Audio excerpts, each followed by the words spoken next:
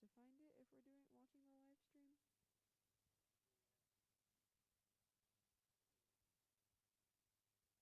Wow.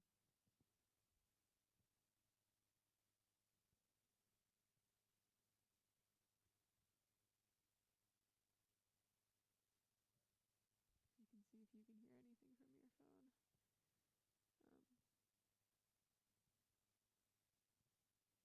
Live streams have always been interesting. My freshman year here, we live streamed our theater shows, and it was kind of okay.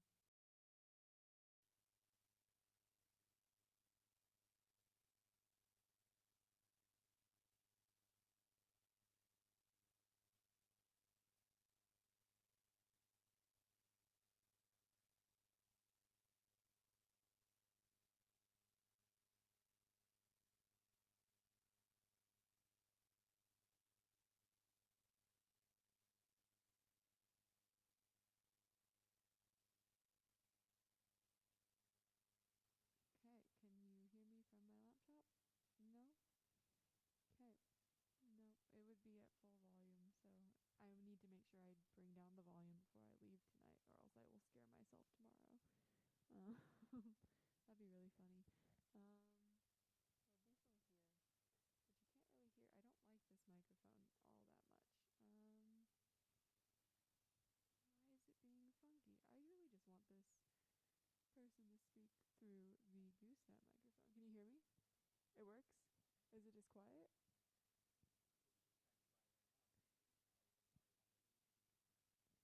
Okay, that's fantastic, though. That's really good.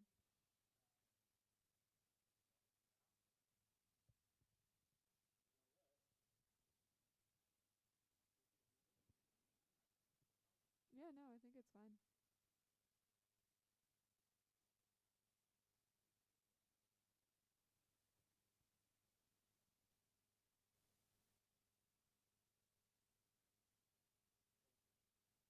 Cool.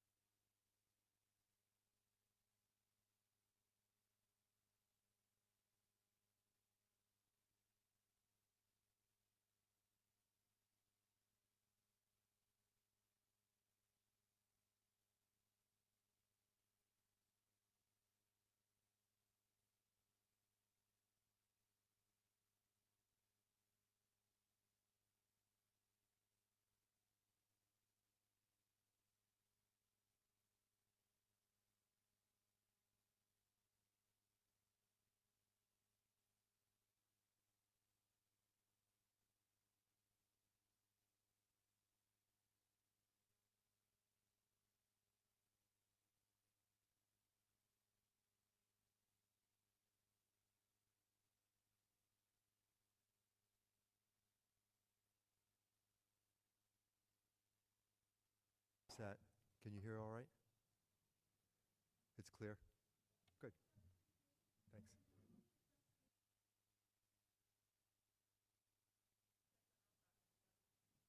Okay, I'm testing. I'm not testing. Hello, hello. Oh, there we go. Very good. And I think we should move them away from.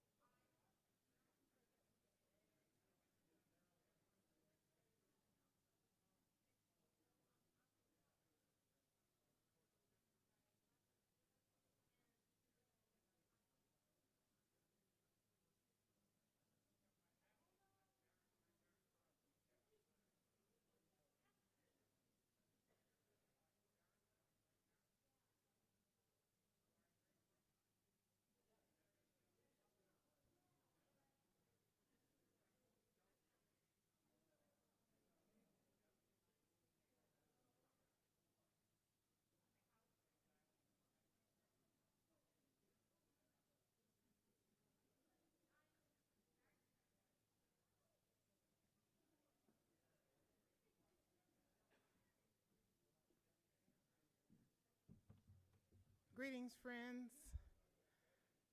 I just wanted to let you know that we'll be getting started in just about 3 to 4 minutes. Thank you for your patience.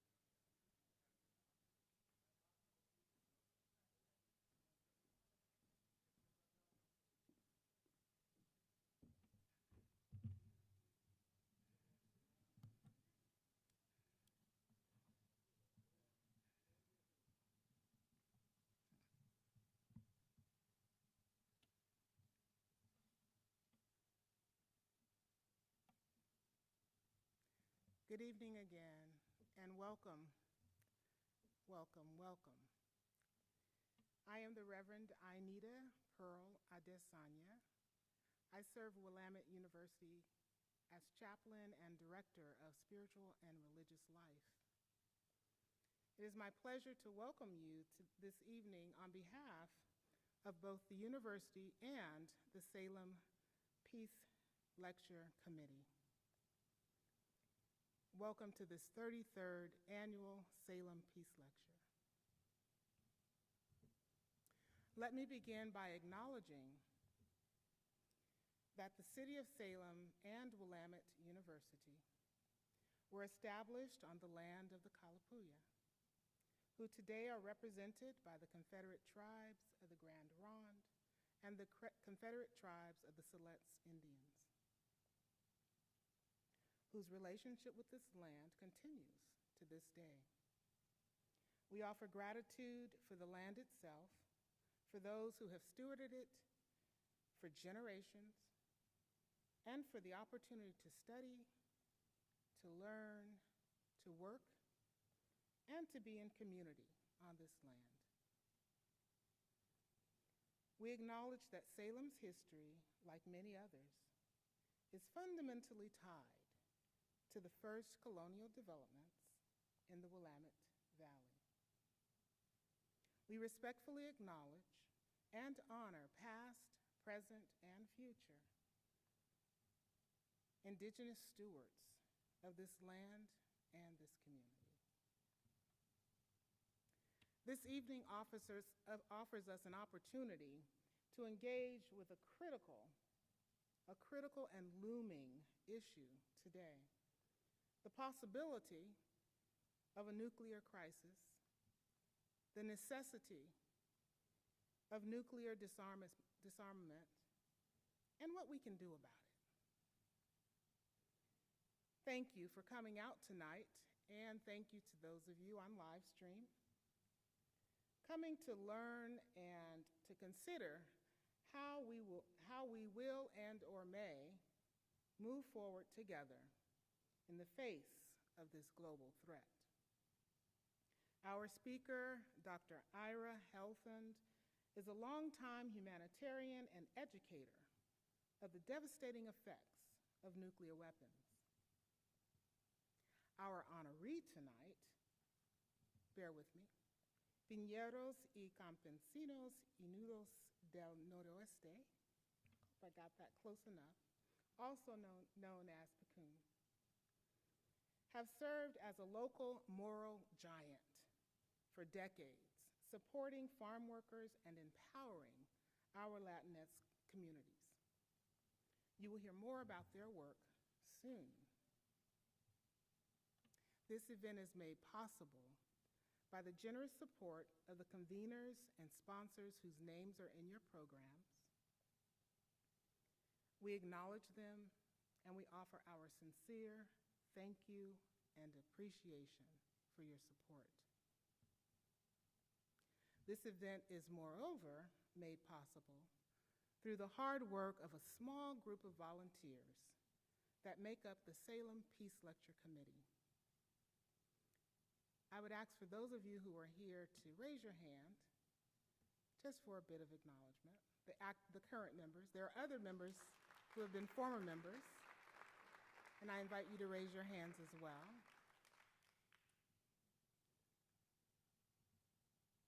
And so now, as I read, I invite you to receive just a bit of an opening,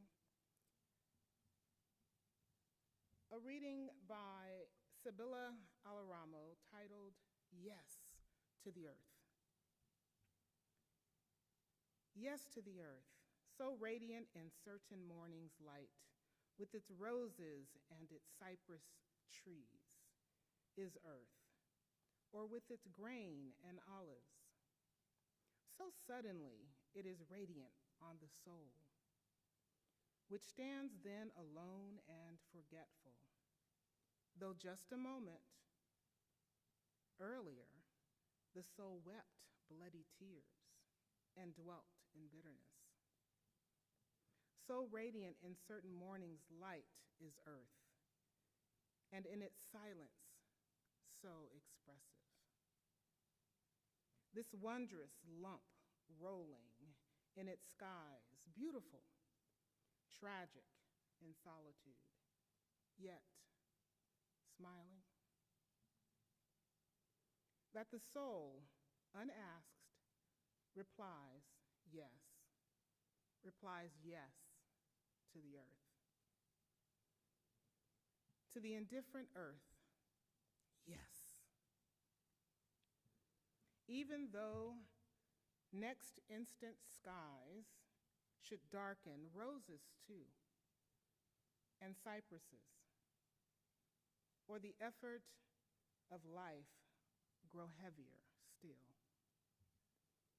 The act of breathing even more heroic, yes, replies the battered soul to earth, so radiant in the light of certain mornings, beautiful above all things, and human hope. It is my pleasure now to introduce to you Isabella Galpo, who will present tonight's Salem Peacemaker Award.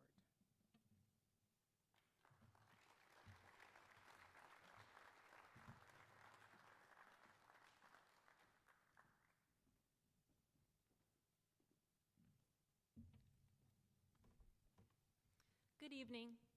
My name is Isabella Gappo, and I serve as the Willamette Student Liaison to the Salem Peace Lecture Committee. For the past 33 years, the Salem Peace Lecture has honored a local peacemaker for outstanding efforts in bettering communities. Today, it is my honor to present the 2022 Peacemaker of the Year Award to the local organization Pineros y Campesinos Unidos del Noroeste, also known as PCUN. PCUN is a statewide farm workers union that's based in Woodburn, who has provided leadership, advocacy, and people power to improving the lives of farm workers since 1976.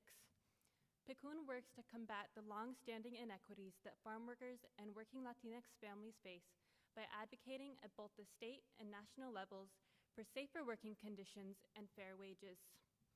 Accepting today's award today is Ceci Hinojos, who serves as the Operations and Finance Director for PCUN. At this time, I'd like to invite Ceci Hinojos to the stage to share a few words on PCUN's behalf.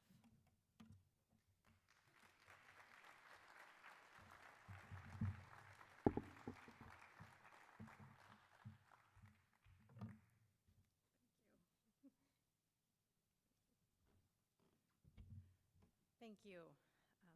On behalf of my organization, I say thank you. It really is such an honor to be awarded this Peacemaker Award. I know that my organization, the organization of farm workers here in Oregon, Farm Worker Union, constantly fighting to uphold the tenets of our 80 original founders, which was to fight back against exploitation and all its effects. We've worked tirelessly since 1976 in various iterations with the Willamette Valley Immigration Project, which is still seen today with our Farm Worker Service Center, and in 1985 with the formalizing of our union, and even the new iteration today that many of you might be more familiar with, from 2018, where we've worked tirelessly to make sure that our underrepresented and underserved communities have gotten the representation that they deserve, such as in 2016 when we worked to elect the first Indigenous Latina into the Oregon State Legislature, which was Teresa Alonso Leon. Recently, as well, with our win in the Salem-Keizer School Board of electing 3 Latinx identifying candidates to represent a district that has a majority population of Latino students and had not had the opportunity to see themselves represented in that way. And even more so recently, with our passage of farm worker overtime that provides overtime pay for those that are putting their lives on the line nowadays to be able to make sure that we have food on our tables. And speaking of putting their lives on the line, they worked tirelessly through this pandemic and also through heat domes and wildfire smoke, and which is why we also advocated with OSHA to pass the strongest heat and smoke worker protections in the entire country, because everyone deserves not only overtime pay for their hard labor, but also the right to safe, healthy workplaces where they can rest easy, not having to worry about breathing in toxic air, and also have access to breaks with cool water and in shady areas. Many things that we consider basic necessities, but those that are harvesting our food have had to go without. So again, on behalf of Bekun, thank you so much.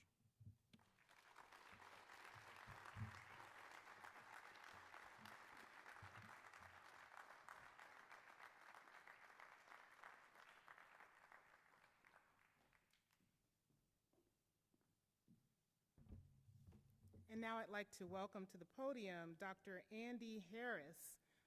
Dr. Harris serves on the advisory board for the Oregon Physicians for Social Responsibility, also known as PSR, and is a distinguished former member of the Salem Peace Lecture Committee.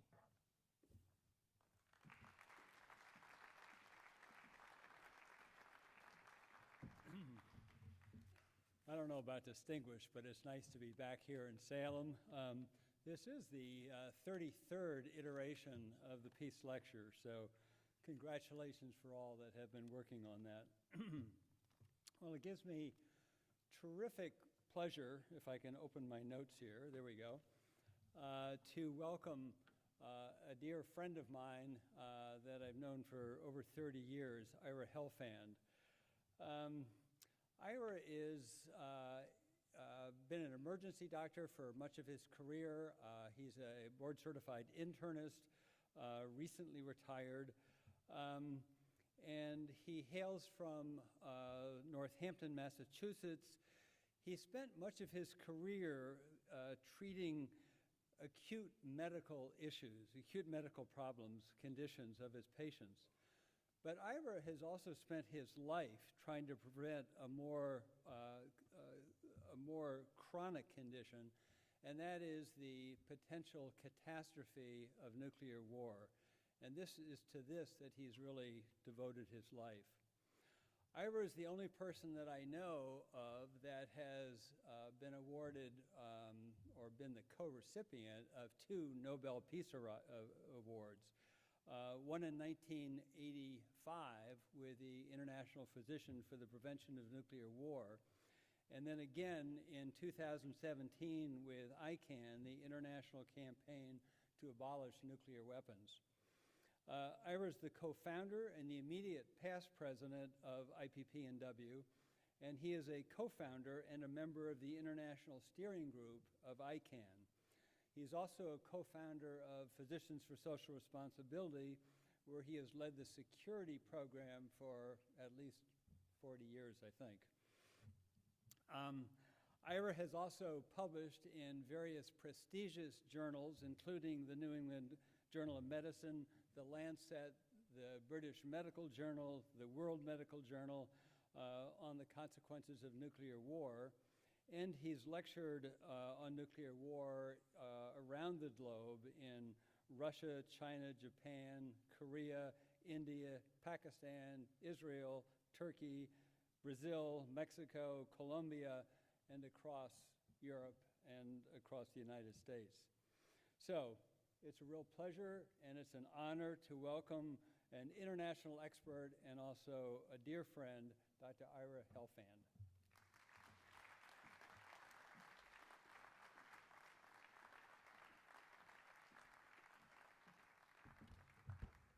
Good evening. Thanks, Andy, for that very kind introduction. And thanks to Willamette and to the Salem Peace Lecture Committee for the opportunity to speak with you tonight. And thank you all for coming, because what I need to talk about is not very pleasant, and I suspect you all know that. And I appreciate your being willing to be part of this conversation. I used to be very apologetic talking about nuclear war, but in recent years I've come to feel that we really have only two alternatives. We can talk about nuclear war and figure out what to do to prevent it, as unpleasant and difficult as that is, or we can experience a nuclear war, which would be even much more unpleasant and difficult. Because that's the reality that we're facing today. We are closer to nuclear war than we've ever been, according to the experts. And this is very hard for us to accept and understand. A generation ago, maybe two generations, back in the 1980s, we all understood the enormous danger posed by nuclear weapons. It dominated our thinking when people were asked, what are the biggest problems facing the world today? Preventing nuclear war was number one and number two on everyone's list. We had nuclear nightmares. There were movies about nuclear war. You couldn't get away from it. And that was important and in a positive sense, because it made us think about the problem and it made us take action. And people did. Millions of people across the United States, across Europe, in Japan, in Australia, in the Soviet Union, demanding action to lessen the danger of nuclear war. Here in the United States, we formed something called the Freeze Campaign to promote the idea that at that time when both the United States and the Soviet Union had in the range of 30,000 nuclear warheads, we should stop making more. We should freeze the arms race and then work backwards to get rid of the weapons. And in response to an enormous public outcry, that came to be the policy of the United States and the Soviet Union. And it was an extraordinary development. In the summer of 1983, the United States deployed weapons in Europe that were specifically designed to enable us to launch a nuclear war against the Soviet Union in the mistaken belief that we could fight and win such a war. And that was explicitly stated by the President of the United States to be his goal, the ability to carry out such a war. We almost had that war twice in 1983. And yet, less than a year and a half later, that same president, Ronald Reagan, sat down with Mikhail Gorbachev, and they said together, nuclear war can never be won, and it must never be fought. And it was like a 180-degree change in the nuclear policies of both countries, something that no one 2 years before would have imagined to be possible. And that bit of history, I think, is enormously important to us today, because I think we have some of the same sense of fatalism about our ability to deal with nuclear war that many of us felt in the 1980s. It just seemed like it couldn't change. We couldn't end the Cold War arms race. We can't get rid of nuclear weapons today. But the history shows us that we can bring about these kinds of profound changes. So I'd like to talk to you tonight first about why we need to be worried, what's happening in the world that is making nuclear war more likely. Secondly, I'd like to remind us all of what is at stake here, what is going to happen if nuclear weapons are used. And third and most importantly, I want to talk about what we can do about it. Let me start with why we're all so worried today. When the Cold War ended in 1989, 1990, all of us living then really felt that the danger of nuclear war had passed. I think all of us can remember the palpable relief when the Berlin Wall came down, the sense that we'd somehow dodged a bullet, that this thing, this threat which had consumed our imagination and dominated our lives, we'd survived it somehow. We weren't going to have to worry about this anymore. And the problem was that the danger hadn't gone away. There were still thousands of nuclear warheads in the world, and the possibility that as time passed, conflict would grow again. And that's exactly what's happened. Right now, relations between the United States and Russia are the worst they have been since the Cold War. They've taken a dramatic downturn with the Russian invasion of Ukraine. But even before that, experts like William Perry, the former Secretary of Defense, were advising us that the situation was already more dangerous than the Cold War. That was before Ukraine. Relations between the United States and China are the worst they've been in 40 years, since the 1970s. And there's a real potential for military conflict between the United States and China over Taiwan, and a real possibility that that conflict could escalate to nuclear war. A third area of great concern is North Korea. A few years ago, when President Trump and President Kim were exchanging threats and insults this was very much in the news. It's not so much in the news today, but it should be. The North Koreans have carried out a number of recent missile tests, and there are predictions that they will test nuclear weapon again in the coming weeks or months. And then there's a situation in South Asia which gets very little attention here in the United States, but which may be the most frightening of all. India and Pakistan both have significant nuclear arsenals, and they've gone to war 4 times in their short history as independent nations since the 1940s. They almost went to war again on 2 occasions in 2019. And experts in South Asian affairs are quite clear in their belief that if India and Pakistan go to war again, this will become a nuclear war. And as I will describe to you in a few minutes, that war, should it happen in South Asia, will be a catastrophe, not just for the people of the Indian subcontinent, but for the entire planet, including those of us who live here in the United States. So those are 4 geopolitical flashpoints, if you will, all of which have become much more dangerous in the last 4, 5, 6 years, and all of which are raising the danger of nuclear war. There are 2 other factors that we need to consider. One is the development of cyber technology. We now have to confront the reality that a terrorist group could potentially hack into the command and control systems of one or another of the nuclear weapon states and either directly launch that country's nuclear missiles or perhaps more likely create a false alert, get the country that is being hacked to believe that it is under nuclear attack and induce it to launch its own weapons against this imagined threat. This is a real nightmare. The people who are responsible for U.S. military cybersecurity acknowledge privately that they don't know how to respond to this fully.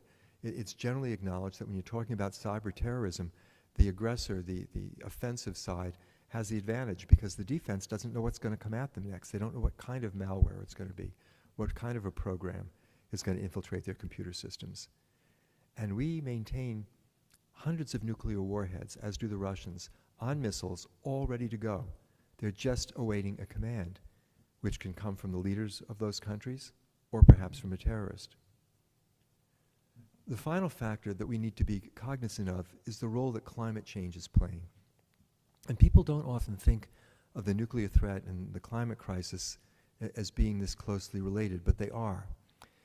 All of the countries which have nuclear weapons, the 9 states which possess the 13,000 warheads in the world, all 9 of these countries have said publicly that they favor the elimination of all nuclear weapons someday, in the future, when the world is safer. The problem is that the world isn't getting safer. The climate crisis is making the world more dangerous. And over the coming months and years, even if we do everything that we're supposed to try to limit the danger posed by the climate crisis, large portions of this planet are going to find themselves unable to support the human populations that live there now. This is going to trigger migration on a scale unprecedented in human history. It's going to trigger conflict within countries and conflict between countries.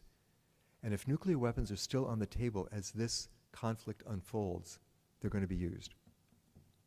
So for all of these reasons, we have to understand that nuclear war is not some historical phenomenon that we have outgrown. This is a threat which exists, which is present, and which in many senses is growing. So let's talk for a few minutes about what happens if these weapons actually go off. I want to start by describing a large-scale nuclear war as might take place between the United States and Russia, and I want to begin that discussion by describing what would happen to a large city using today's nuclear warheads. Many of us have images in our minds of Hiroshima and Nagasaki. We've seen the pictures of the devastation of those 2 cities. And Hiroshima and Nagasaki are important warnings to us about what nuclear weapons can do. But the most important thing that we need to know about what happened in Japan in 1945 is that it does not begin to prepare us for the level of destruction that will occur if nuclear weapons are used again. Because if the United States and Russia go to war, it's not going to be 1 or 2 bombs of 15 kilotons, 15,000 tons of TNT. It's going to be hundreds of bombs, each of which will be anywhere from 100 to 800 kilotons, falling on many cities. So I use the example of New York. It's the largest city in the United States and clearly a major target in the event that there is a war. We don't know for sure how many weapons are targeted at New York, but the best estimate is that it's at least 15 to 20, and that these bombs are indeed in the range of 100 to 800 kilotons. I use a model of a single 20 megaton, 20 million ton explosion to describe what would happen. The megatonnage in my model is actually a little bit bigger than the megatonnage that will probably engulf New York. The destruction I'm going to describe is actually less, because you cause more damage by setting off many smaller bombs spread out over the area that you're trying to destroy. But it's hard to sort of visualize all these different bombs going off at the same time, and the model of a single explosion, I think, gives us an adequate picture of what we are facing. Within 1,000th of a second of the detonation of that bomb, a fireball would form, reaching out for 2 miles in every direction, 4 miles across. Within this area, temperatures would rise to 20 million degrees Fahrenheit, hotter than the surface of the sun, and everything would be vaporized. The buildings, the trees, the people, the upper level of the earth would disappear. To a distance of 4 miles in every direction, the explosion would generate winds greater than 600 miles per hour and blast pressures greater than 25 pounds per square inch. Mechanical forces of that magnitude can destroy anything that human beings can build. A building like the one we're sitting in would be absolutely leveled by an explosion of this magnitude. To a distance of 6 miles in every direction, the heat would be so intense that automobiles would melt. And to a distance of 16 miles in every direction, the heat would still be so intense that everything flammable would burn.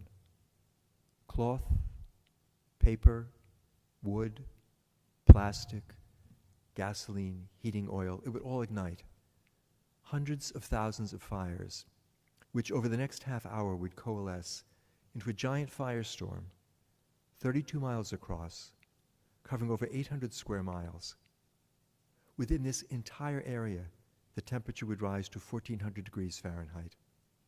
All of the oxygen would be consumed, and every living thing would die. In the case of New York, we're talking about 12 to 15 million people dead in a half an hour. And if this were part of a large-scale war between the United States and Russia, this kind of destruction would take place at every major city in both countries. And if NATO were involved in the war, most of the great cities of Europe and Canada as well. All told, we would be talking about something in the order of 200 to perhaps as many as 400 million people dead in an afternoon. In addition, the entire economic infrastructure of all of these countries would be destroyed. There'd be no internet. There'd be no electric grid. There'd be no food distribution system, no system to distribute heating oil or natural gas to warm homes. There'd be no public health system, no banking system. There'd be nothing. None of the things that we all depend on to keep ourselves alive. And over the months following this initial attack, the vast majority of people living in all of these countries directly involved in the fighting would also die from exposure, from radiation poisoning, from hunger, from epidemic disease. But this is only part of the story, because the 3,000 or so warheads in the US and Russian arsenals, the fires that they would start would loft 150 million tons of soot into the upper atmosphere, blocking out the sun, dropping temperatures across the planet, cutting precipitation, opening of a giant hole in the ozone layer, allowing ultraviolet light through to the surface.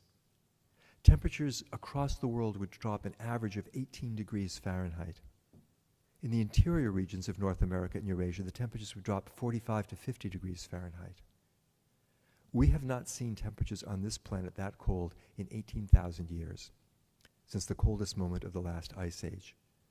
And under these conditions, all of the ecosystems that have evolved since the end of that ice age would collapse.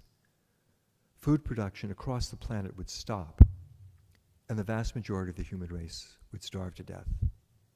A study that was published in the journal Nature in August of this year, using population figures from 2010, showed that of the 6.5 billion people on Earth at that time, over 5 billion would die in the famine following a war between the United States and Russia.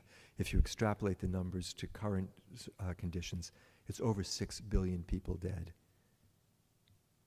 But that same study also showed something else that's very frightening, which is that it would not take a large-scale war between the United States and Russia to cause a global disaster. Even a much more limited war, as might take place between India and Pakistan, would have worldwide catastrophic effects. The study examined a number of different scenarios, looking at different numbers of warheads and different sizes of warheads. What they found was that in a war between India and Pakistan that involved just 250 warheads altogether, both sides, if those warheads were 100 kilotons each, over 100 million people would die in South Asia, a complete disaster for the subcontinent. But again, it's the global climate disruption that would cause the greater destruction. That war wouldn't lift 150 million tons of soot in the upper atmosphere, but it would lift 37 million tons, and it would drop temperatures across the Earth about 8 degrees Fahrenheit. Not quite as cold, but still getting into the Ice Age range. And as a result of that climate disruption, food production across the planet would drop enough that a global famine would ensue, and a famine that would kill, in this case, over 2 billion people.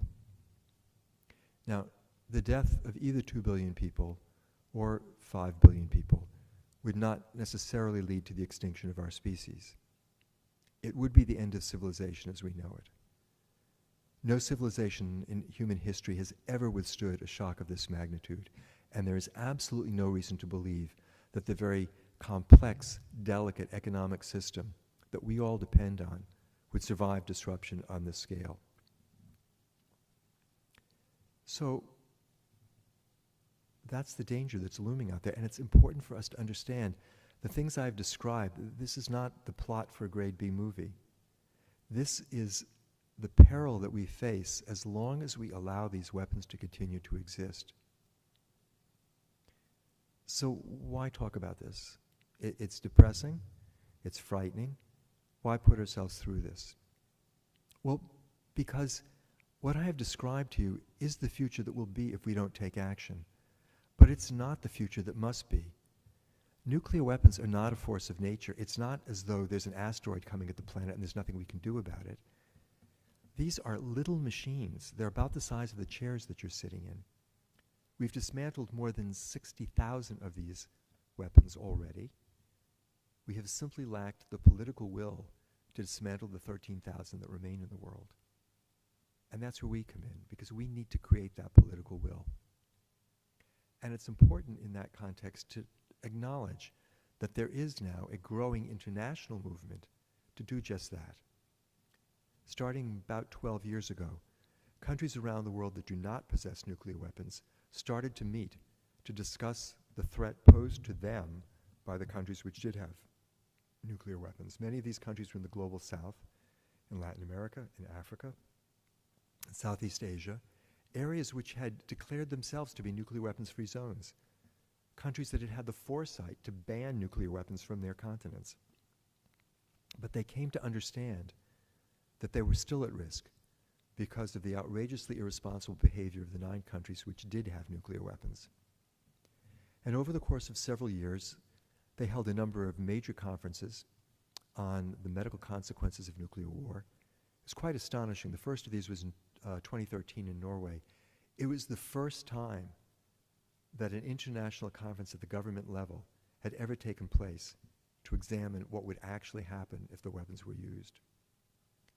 And when the nations of the world that did not possess nuclear weapons began to understand the enormity of the danger they faced, they took action. And in July of 2017, they negotiated at the United Nations the Treaty on the Prohibition of Nuclear Weapons, a treaty which makes it illegal not just to use nuclear weapons, but simply to possess them. That treaty has now been ratified by more than 65 countries. When it passed the threshold of 50 ratifications, in January of last year, 2021, it took effect.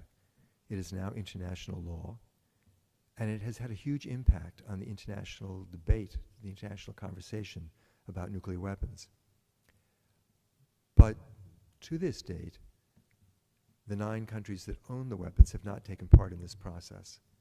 And that becomes the task for the current moment, mobilizing within these countries, and in particular for us here in the United States, mobilizing here in America to change the policy of those countries.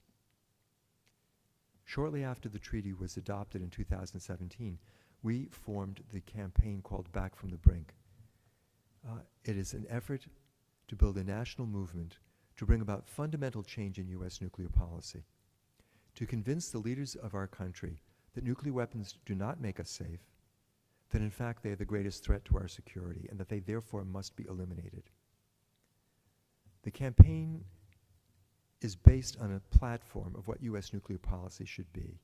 There are 5 planks in the platform. We call, most importantly, for the United States to enter now into negotiations with all 8 of the other nuclear-armed states for a verifiable, enforceable, time-bound agreement to eliminate the remaining weapons. We call on the United States to take 4 intermediate steps unilaterally that will lessen the danger of nuclear war as these negotiations proceed and give momentum to the negotiating process. We ask the United States to declare, number 1, it will never use nuclear weapons first. It will not start nuclear war. Number 2, we ask the United States to change the current regulations which allow the President of the United States to launch nuclear war without anyone else being able to weigh in on this decision. If the President gives the order to launch nuclear war, legally, that's it. No one can contradict that. Third, we ask the United States to take U.S. nuclear weapons off hair trigger alert. Mention the hundreds of weapons that we maintain on missiles ready to go.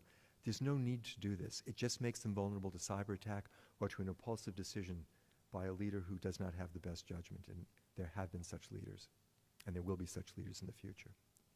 And fifth and finally, we call on the United States to abandon the plan to spend $1.7 trillion over the next 30 years, enhancing and modernizing every aspect of our nuclear arsenal.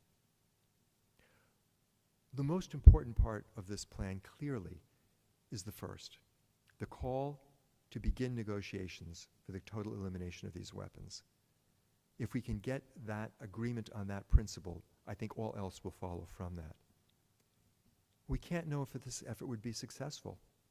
It's possible the United States would decide, yes, we're going to do this, and that Russia or China or India or Pakistan wouldn't go along. But we don't know that because we've never tried, and it should not be our default position to assume that we cannot succeed, because we know what's going to happen if we fail. And so there's every reason to try, and there's absolutely no downside.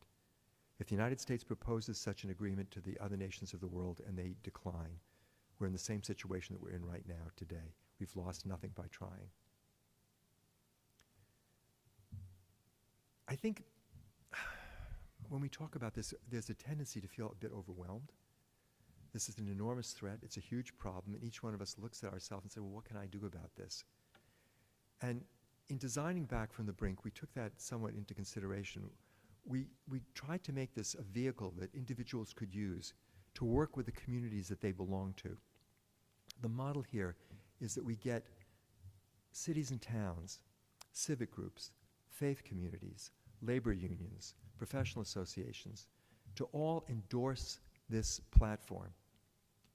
And the belief is that if we get enough such endorsements, we'll essentially be creating a national consensus that this is what U.S. policy should be. And that will provide the pressure on our leaders to do the right thing, and it will give them the room to do the right thing. I mean, one has the sense that both Presidents Biden and Obama before him understood the need to eliminate these weapons and simply felt they could not do this politically. There was not enough support to overcome the opposition which they knew they would face. So we have to create a climate where our leaders feel emboldened to take this action and feel, in fact, that they have to, that we won't let them not. I don't know what the future holds, but I will tell you, I'm not a pessimistic person despite all the things I've described to you tonight. I talk to people about these issues frequently. I think about this a lot. And I believe in my heart that we can succeed. Partly because we've come close on occasions before and at times of great danger. At the time of the Cuban Missile Crisis 60 years ago, we all thought we were going to die. And none of us thought that within 6 months, Khrushchev and Kennedy would sit down and negotiate the Partial Test Ban Treaty, set up the hotline, and really initiate an entirely different tone to the discourse between the United States and the Soviet Union. And in the early 1980s, again, many of us thought we were going to die. We did not see any way out of that crisis, and we were shocked and delighted when Gorbachev and Reagan were able to see the danger that they had just courted and the need to change course. So even at this particularly worrisome moment, when the possibility of nuclear war is real in Ukraine, I think there is hope that if we survive this moment, the leaders of Russia, United States, China, will all be sobered by what we have just gone through and be open to the idea that they need to change policy. But we can't count on that. We have to do our part. We have to understand that we are not here today, we have not survived to this point in time because we had wise leaders, or because we had sound technology, or because we had good military doctrine. We're here today because, as former Defense Secretary Robert McNamara once said, quote, "We lucked out. It was luck that prevented nuclear war." And we can't assume that our luck is going to continue. In fact, we know it won't continue indefinitely. And so we do need to take action. Now, coming here tonight, listening to what I've had to say, you have all taken onto yourselves an enormous burden by being reminded of things which many of you probably knew already. You have assumed again responsibility for doing something about this. If you know the world is at risk and you know that you can help to save it, there's a responsibility to take action. And that's a real burden on all of us. It doesn't feel good to have that kind of responsibility. But I think we can look at this also in a somewhat different way. Every one of us wants to do something good with our life. Those of us living today have been given the opportunity, literally, to save the world. And there is nothing better that any person can ever do with his or her life than save the world. So I hope that we can hear, all of us, this message, face this reality, understand this danger with that attitude, that a challenge has been put before us, that we need to meet that challenge, and that if we do, someday in the not too distant future, each one of us is going to be able to look ourselves in the mirror and say, I helped to save the world. And that's going to feel really good. In the Hebrew Bible, it's reported that God said, "Behold, I have set before you life and death. Therefore choose life, that you and your children might live." That is literally the choice before all humanity today. And so let's move forward. Let us choose wisely, and let us act with courage and determination and perseverance, so that indeed our children might live. Thank you.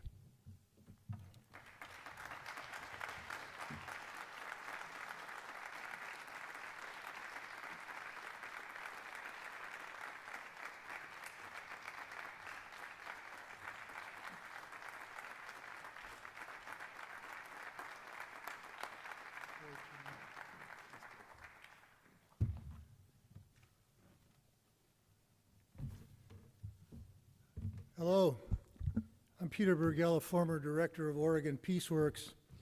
And for years, Oregon PeaceWorks worked hard here in Oregon to, and with other people across the country, to make our world a more peaceful one. We closed our doors in 2013, and now look at the mess we're in, huh? So one of the things that we need today, and one of the reasons that we're here this evening, is we need good information, information such as the information that we've just received from Ira here tonight. The other thing we need, as Ira said, is some action. So Every year for the past 33, the Salem Peace Lecture Committee has brought a world-class speaker to Salem to share his or her expertise with us. And we have talked about a lot of different subjects: peace, climate change, nonviolence, international relations, environmental stewardship, a lot more. And every year we ask you to help us do this. And we ask you to do that in two ways: by donating so that we can have this same lecture next year about a different subject. And for all these years you've come through. You have done it. You have made it possible for us to continue as a Peace Lecture, as a Peace Lecture Committee, and to bring you these lectures. So I'm going to ask you right now, there's going to be some people walking around amongst you, and I'm going to ask you to make a donation, if you possibly can, to help us have another Peace Lecture next year. If you're watching on the live stream, and you can see this, here's how you can donate online.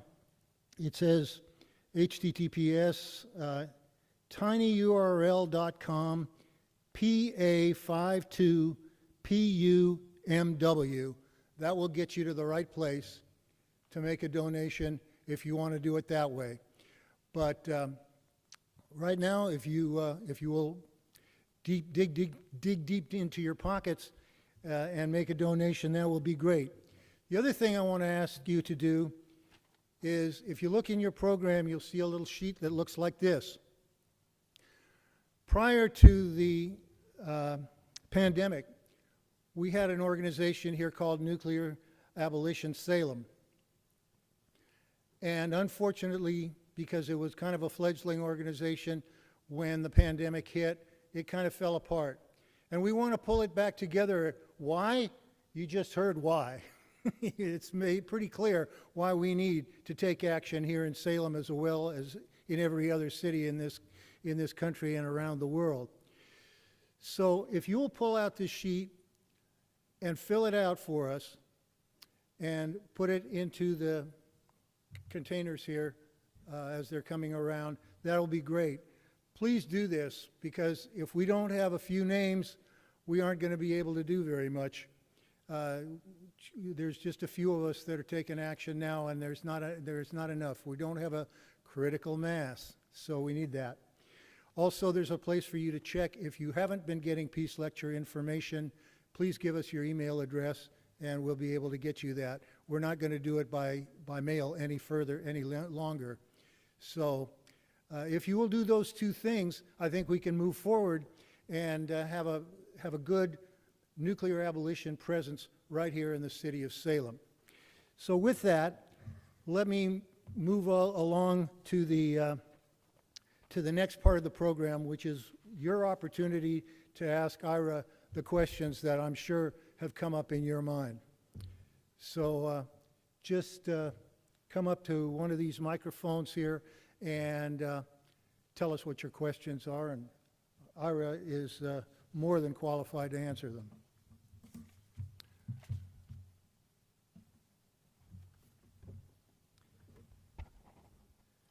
And the question that I want to pose to you all is, what do you think you can do? As I mentioned, the Back from the Brink campaign is predicated on getting individuals to mobilize the communities that they live in. So far around the country, more than 60 cities have passed resolutions endorsing this campaign, including Salem, also Portland, other major cities around the country like Boston, Philadelphia, Los Angeles, San Francisco, Chicago, and many others. We also have a resolution now in the United States House of Representatives that was introduced by Representative Earl Blumenauer and Representative James McGovern from Massachusetts. We're trying to get other members of the House to co-sponsor that resolution. We're hoping that a companion resolution will be introduced in the United States Senate, and have been in conversation with Senator Merkley, who his staff have indicated there's very significant interest on his part in doing this. One thing that I would ask of you all to do is to call Senator Merkley's office tomorrow and say you've heard that he's interested in supporting the Back from the Brink campaign with the Senate resolution, and you encourage him to do that. So questions that people might have, or comments that you want to make about the situation, or ideas that you have about how we deal with this crisis. Good evening, everyone. My name is Ricky. I'm from the Marshall Island. I'm one of the victims. Grew up after World War II. I grew up in Jaluj. Jaluj was one of the Japanese headquarters during the World War II. And when I grew up, it's in Image. Image is the center of a Japanese military base in the Marshall Island. And today, when I grew up, I see all the nuclear thing from the bomb from the World War II. And they are still there in the Marshall Island. And I didn't know about the nuclear until I come to college in the 80s. And I started to take some course about the history, political science, anthropology. And right now I stand here on behalf of my people from the Marshall Island. We are a victim from the nuclear. From Bikini Island and right of the island, Marshallese people are sick. My mom died because of the cancer. My father died when I was 3 months. And I have 3 brothers got cancer too, and my sister. And this is my request today, what the BSR can do to help the people around the world. And if we can maybe ask Russia and the United States to stop the nuclear war, maybe we can be on the peace. Because now today I was looking at the news on the internet about the Russian maybe want to drop the bomb on the Ukraine place, and maybe American want to stop it. And now we are here to ask ourselves what we can do to stop the nuclear in the world. During the World War II, American dropped the bomb in Japan, and there was a peace between Japanese and American. And today we are facing a lot of the same problem. Thank you very much. Thank you for bringing to our, renewing our focus on the terrible injustices that have already taken place in the nuclear weapons era, both through the bombings at Hiroshima and Nagasaki and through the extensive testing of nuclear weapons in the South Pacific, also in the US Southwest, in Kazakhstan, in Algeria, in Australia. There is already a large community of people around the world who suffer the effects of the nuclear weapons era. And it is critical that we learn from the terrible things that have happened to these populations and make sure they never happen again. Thank you.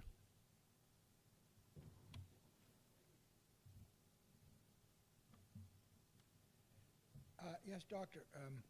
My question is, what would the result be of, say, a very small nuclear attack by Russia on Ukraine with, say, up to 6 of these tactical nuclear weapons, if there was no response from the West? But I mean, even with, say, 6 tactical nuclear weapons, how much destruction could we expect from something like that? There's been a lot of discussion in the press over the last several weeks about tactical nuclear weapons, and I think the most important thing to understand is that a tactical nuclear weapon is not necessarily a small nuclear weapon. The difference between tactical weapons and strategic weapons is what they're designed to be used for. Tactical weapons are designed to be used on the battlefield, against a tank formation or perhaps against an aircraft carrier at sea, something like that. Strategic weapons are designed to be used to blow up cities and industrial sites. Some tactical weapons are quite small. Others are up to 10 times bigger than the Hiroshima bomb. So what would happen if a tactical weapon were used in Ukraine is it depends on the size, it depends what the target is. But the real concern is that any use of even a single tactical nuclear weapon would lead to severe escalation. In the past, the US government has conducted extensive computer tabletop type war games examining what would happen if either Russia used a nuclear weapon against a NATO state or NATO used a nuclear weapon against Russia. And in every one of those war games, it has escalated to all-out nuclear war. Now, the situation in Ukraine is somewhat different.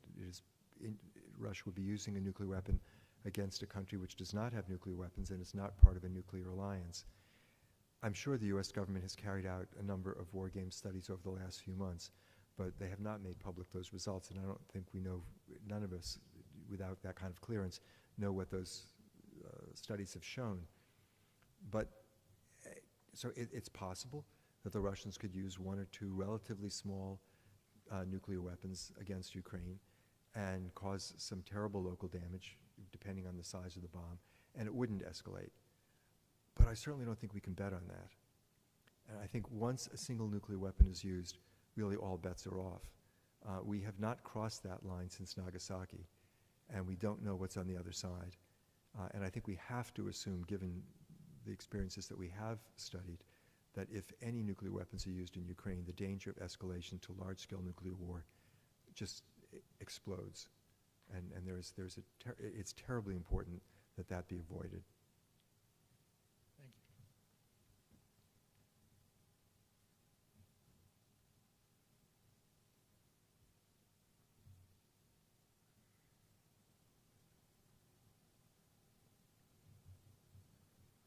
I'm just wondering if this lecture will be available online at some point.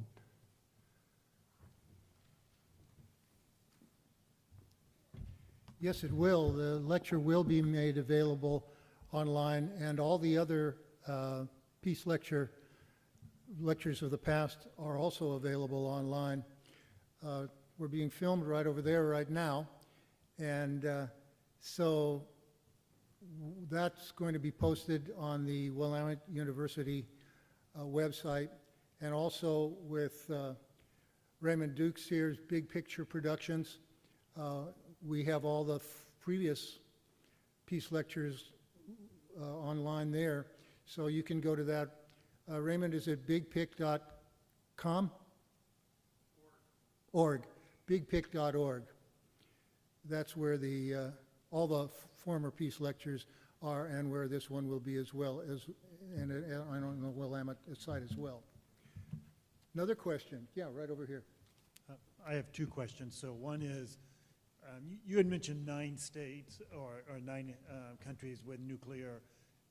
Is that likely the number? I mean, is there ones that we don't know about, or then ones that are going to more likely? So is 9 really where we think we're landing and will be?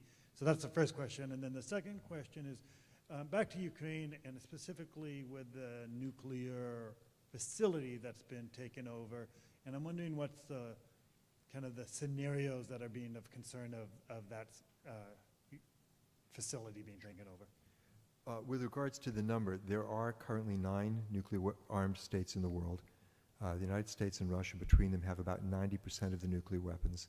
The other countries which have nuclear arms are in order in which they acquired them: the United Kingdom, France, China, Israel, India, Pakistan, and North Korea. Iran is very close to the ability to build nuclear weapons, but they have not yet, so far as we know. And we're not aware of any other countries that are actively pursuing building nuclear weapons. There are certainly a number of other countries that could very rapidly. Japan, South Korea, Germany could develop nuclear weapons very quickly if they chose to. If the Iranians develop nuclear weapons, several countries in the Middle East, Turkey, Egypt, and Saudi Arabia, have indicated that they would consider developing nuclear weapons. There are also 4 countries that have given up nuclear weapons: Kazakhstan, Ukraine, and Belarus. All, when the Soviet Union broke up, had nuclear weapons on their territory which they could have held on to, and they all returned them to Russia. And South Africa developed nuclear weapons in the 1980s and dismantled those weapons after the fall of the Soviet Union. So that's sort of the picture right now. One of the things about nuclear weaponry is that, and this has important implications for any agreement to try to eliminate the weapons, that they're fairly hard to build. The science isn't that complicated. I mean, you can go online and you can find directions on how you assemble a nuclear weapon if you have fissile material, plutonium or highly enriched uranium. But it's quite difficult to produce those materials. It's a big industrial process, and it's not something that's easily hidden. You know, biological weapons you can make in your bathtub. Chemical weapons you can cook up in your kitchen. But nuclear weapons, it's a big industrial process to make the fissile material, And so it would be relatively easy, given the technology that's available today, to monitor the globe and know that no one is doing this. With regards to the situation at the nuclear power plant, the Zaporizhzhia plant, I think is what you were asking about in Ukraine. This is the largest nuclear power plant in Europe. There are 6 reactors that make up the facility. And it was occupied by the Russian invasion forces relatively early on in the war. It's an extraordinarily dangerous situation. There's an enormous amount of radioactive material. This plant has been operating for, I believe it's close to 30 years. And the longer a nuclear power plant operates, the more high-level radioactive material it generates. So there's a huge inventory of spent fuel rods as well as the fuel rods that are currently in the reactors. The spent fuel rods in the storage pools actually have a much larger inventory of radioactive material and are a much greater threat. All of these fuel rods need to be cooled continuously to keep them from melting down, exploding, and releasing their radioactive material. And the cooling system could be interrupted by a direct hit on one of the plants, one of the reactors, or simply by the loss of electricity. The way nuclear reactors are designed, they are dependent on electricity from outside of their own facility to, and this is true around the world, I don't know why, to maintain their cooling. If the electric grid around Zaporizhzhia goes down, there are diesel generators at the site which will cool the plants for a number of days until the diesel fuel runs out. But when it does, then the material will melt down and there could be a gigantic release of radioactivity, much greater than Chernobyl or Fukushima. And this has caused enormous concern in Ukraine and Russia and all over Europe, as it should. And it really underlines a fundamental danger inherent in the building of nuclear power plants. These are essentially weapons of mass destruction. Even though you don't get a nuclear explosion, the release of radioactivity would be enormous, and it would something you'd have to consider a weapon of mass destruction if one were detonated. And so, countries that build them pre-position these on their own territory, making them available to potential enemies to attack at a time of the enemy's choosing. It's a very, very bad part of the situation. Somewhat distinct from the danger of nuclear weapons being used, but very, very bad also.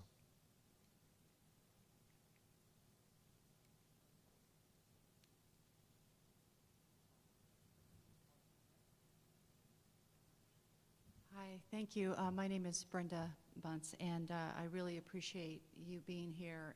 This is, for me, one of the most important things that we could be talking about, and I'm just shocked that more people aren't taking part.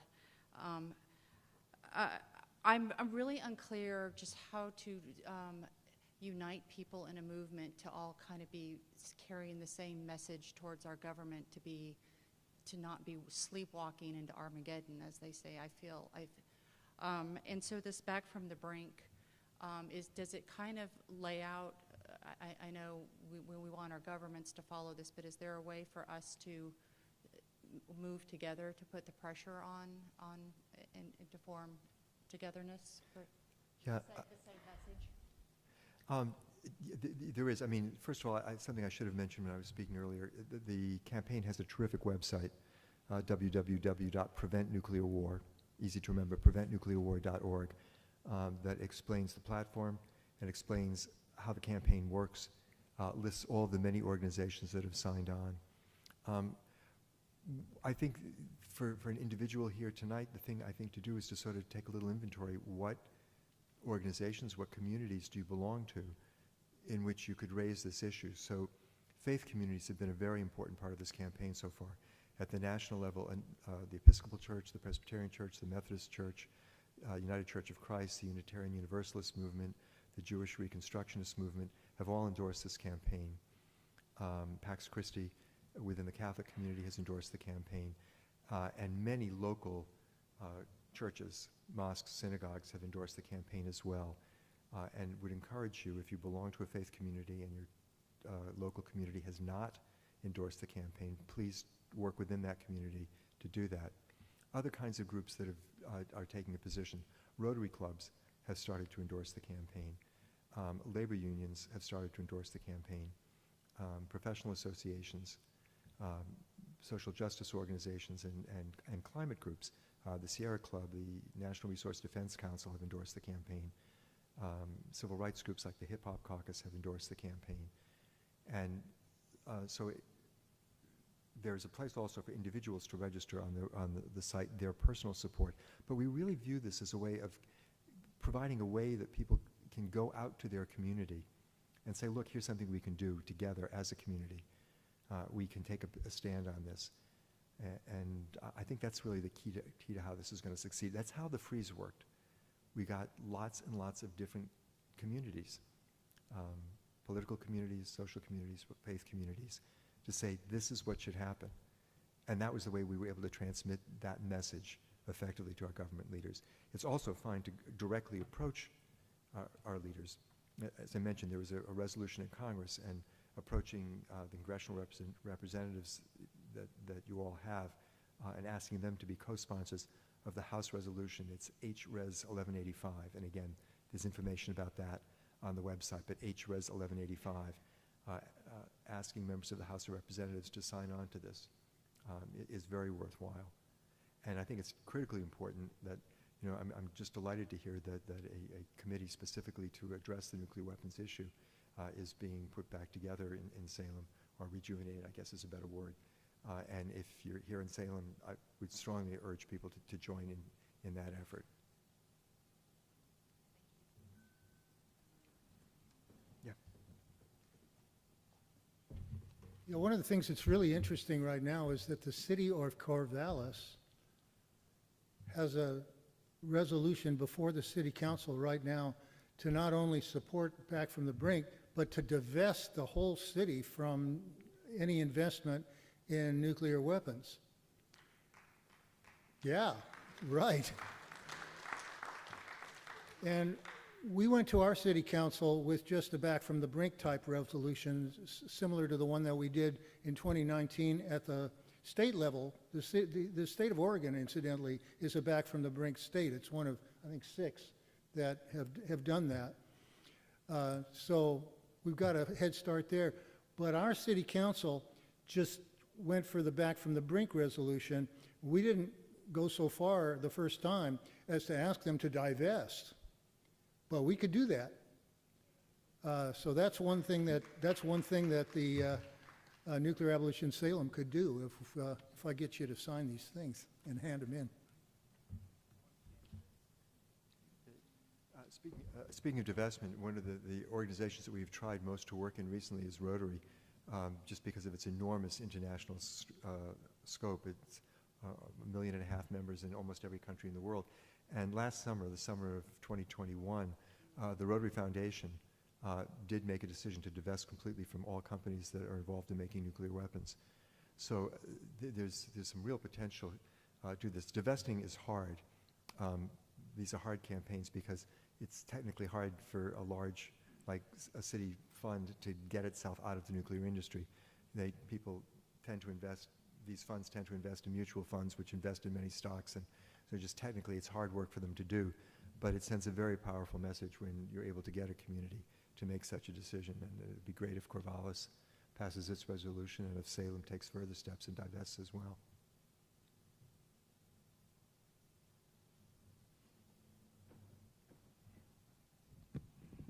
One more question on behalf of the people of Marshall Island, people of Bikini, Ronglap, Aniwatak, and Utrecht. These people are homeless. They don't have any home. After the bomb dropped on their land, they moved them from their land and put them somewhere around Marshall Island. But when they live on those land, they are a small island, maybe they are about 1 mile long, maybe a mile wide. And there are many of them, their kids and families. And in our home, you cannot have a land unless you talk with the landowner or you lease the land, even though you lease the land. But the land is belongs to the landowner. And a lot of people from Ronglap and people from Bikini, they are now living on the land as a lease. And they don't have any right on this land. And they are like a homeless here in America. You know, when you look at the homeless, they are push their cart But in America, you got shelter to provide housing and whatever the people need here in the U.S. In our home, we don't have any shelter. And the only thing in order to get them to have a land, they should talk with the landowner, and then they can live on the land. But the land are just limited. They cannot do whatever they want. They cannot build their house, whatever, even their kids. And that's what I'm asking, if you, BHR, can help these people to negotiate with the United States government to give them land in the United States, maybe 100 acres from Goose Island. Because today, they don't have any land. And they just live on the island as homeless, no place to go. And if the group here want to help the people out there, because I don't know what Marshall Island government deal with the United States government on behalf of these people. They call them poor adults, people who are affected from the bomb, when they put the bomb around 50-something, whatever. Thank you very much.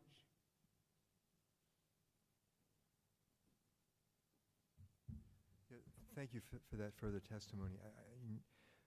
One of the most effective ways, I think, of reaching people about the need to eliminate nuclear weapons is to have them understand the suffering they've already caused, and something which we also need to do in addition to getting rid of the weapons that we have before yet more people are made victims, to try to address the needs of the people who have been victimized already. People from the Marshall Islands, downwinders in Nevada and Utah. The people in Kazakhstan have been terribly treated by the Soviet Union during the period of testing there. And of course the people in Japan who suffered the direct effects of the nuclear weapons. And Habakusha from Japan have been, among the most eloquent and powerful advocates for measures to eliminate nuclear weapons so that this never happens again, as have people from the many indigenous communities that were particularly affected by nuclear testing. Testing was not, we didn't test nuclear weapons in New York or Virginia. We tested them primarily in places where communities had less political power and were not able to stop the testing from taking place. Thank you.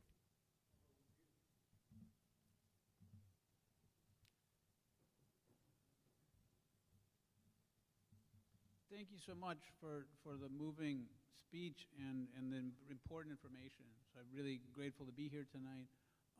My question came to my mind. It's about use of nuclear energy, and is it your belief that the dangers inherent in that? Is that something too that we could work to abolish? Do you see those things as separate? Working to abolish weapons or the nuclear industry itself? Thank you. I think nuclear power and nuclear weapons are somewhat separate problems, but they're obviously intimately related. There are many arguments against nuclear power. The low-level radiation that is constantly emanating from these plants, the fact that we have no way of storing the waste that is generated by these plants, the potential for catastrophic accidents like Fukushima and Chernobyl. The greatest, I think, objection to nuclear power is that the same technology that enables a country to build nuclear reactors enables them to build nuclear bombs. And the Israeli, Indian, Pakistani, and North Korean weapons programs were all developed out of reactors that were supposed to be for civilian purposes. So I think there's a very strong argument to eliminate these reactors as a source of power. We certainly should not be even thinking of building any more of them. How quickly we can phase out the ones that currently exist, it needs to be done as quickly as it possibly can. And obviously that's somewhat complicated by the desire not to burn more fossil fuels either. But these are excessively dangerous. It's not an acceptable risk to continue to maintain these plants, and we need to get rid of them as quickly as we possibly can.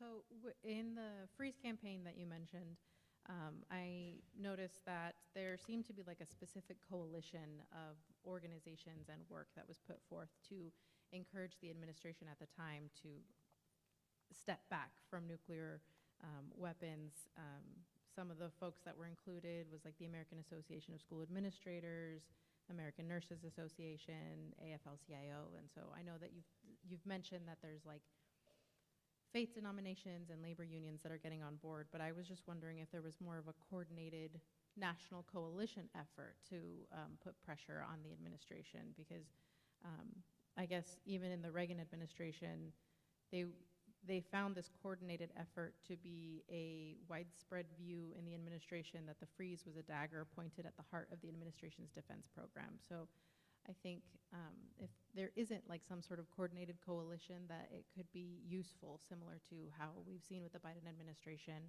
at the level of like student loans or marijuana convictions. Yeah, we're not quite there yet.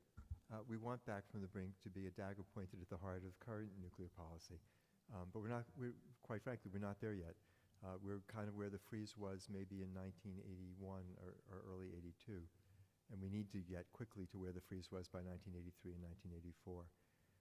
There is a national steering group that is running the freeze campaign, and we are hoping to enlarge that group. We're hoping to enlarge this campaign, and we're hoping that within a year or so, Back from the Brink will have the same political power that the freeze campaign ultimately came to have.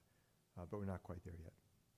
But that's why you all have to do your part, and why I have to keep doing my part, because we need to build this campaign, and we need to do it quickly.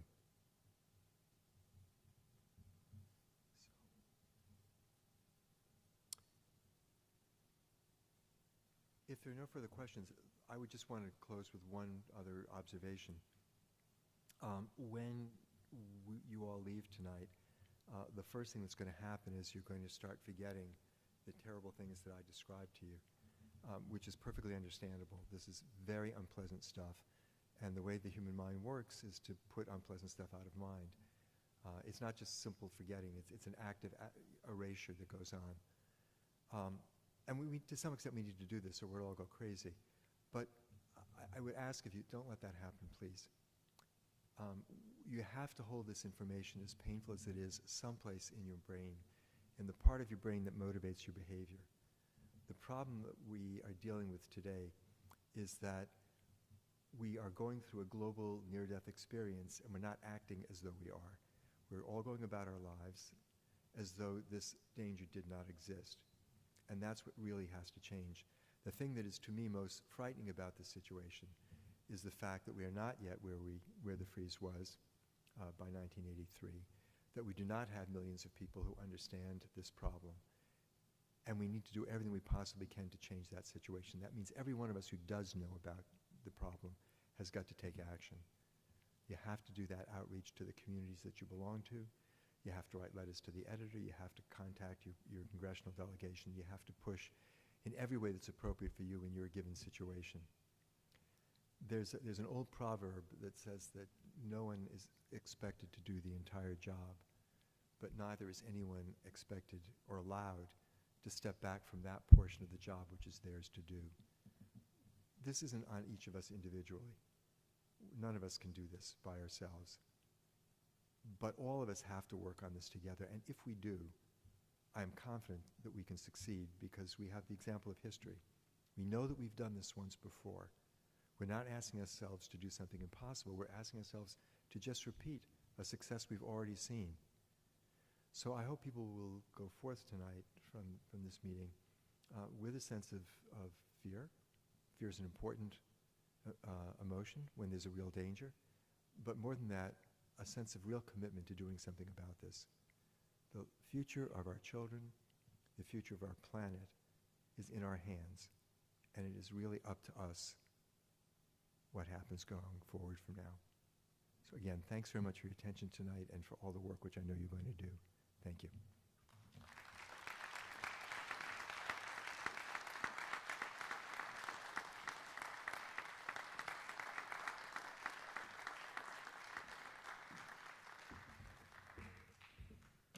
Friends, again, thank you for coming out tonight. A couple of reminders. One, the form is gone, but for donations, for live stream, if you want to bring it up, you can. I think we can get it on camera for those on live stream. We invite those donations to support the work of the Salem Peace Lecture Committee. For the forms, for the abolition, do you have the, yeah.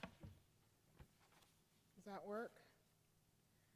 And then for those of us present here in the theater, the forms to prevent nuclear disaster for the nuclear abolition group, there'll be a basket out at the welcome table where you can also place those if you haven't already submitted your forms. For any students who may be watching online or those who might continue to be interested and want to ask additional questions that come up, tomorrow we're holding a convo, which stands for convocation, but a conversation with Dr. Helfand at 11:30 in the afternoon in Cone Chapel, which is just across the yard from where we are now, to dig a little deeper in a little bit more of an intimate setting. So you're all invited to join us there as well. And now, in closing, let us leave this place mindful of the past,